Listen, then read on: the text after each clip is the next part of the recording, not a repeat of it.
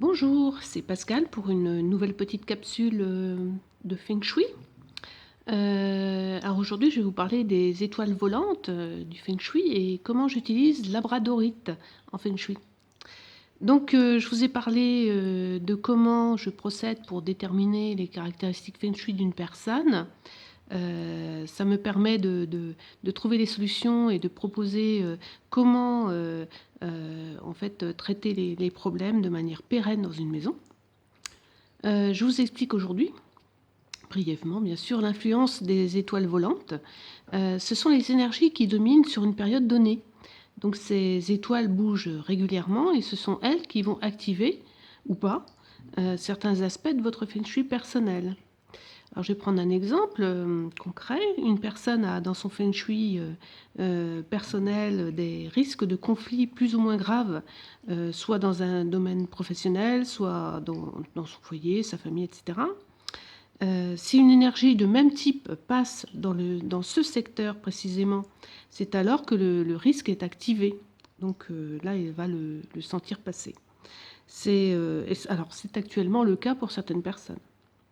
Donc j'utilise alors labradorite.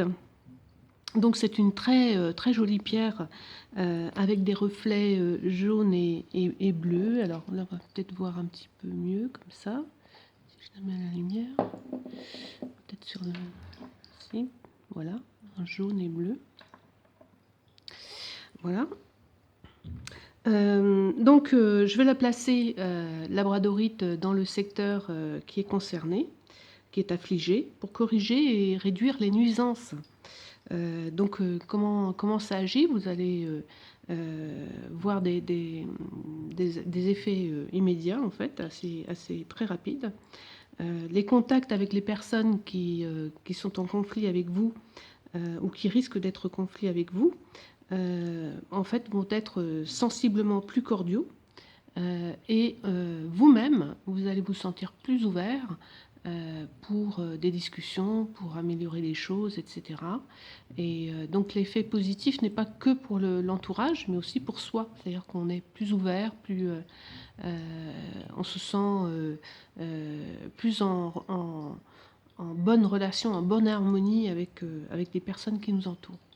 Donc ça, c'est très efficace. Donc alors pour une pierre comme celle-ci, par exemple, que je vais mettre dans un secteur concerné, là on a eu un petit peu le reflet bleu dans la lumière. Donc ça, c'est suffisant dans la maison pour traiter le problème. S'il y a quelque chose d'un petit peu plus grave, je dirais, ici il y a quelque chose de très efficace, c'est le rhinocéros en labradorite, vous voyez. Donc il est très joli d'ailleurs, et très efficace, c'est très utile, hein. Je l'ai testé. Il est actif. Ensuite ici, donc c'est dans le cas par exemple où la personne en fait aurait des problèmes de conflits de différentes natures en même moment.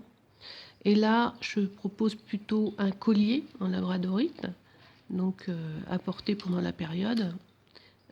C'est aussi efficace et on sent justement que ça fait même changer à l'intérieur de soi tout ce qu'on pense par rapport aux autres. Voilà, donc c'est très bien pour ça aussi.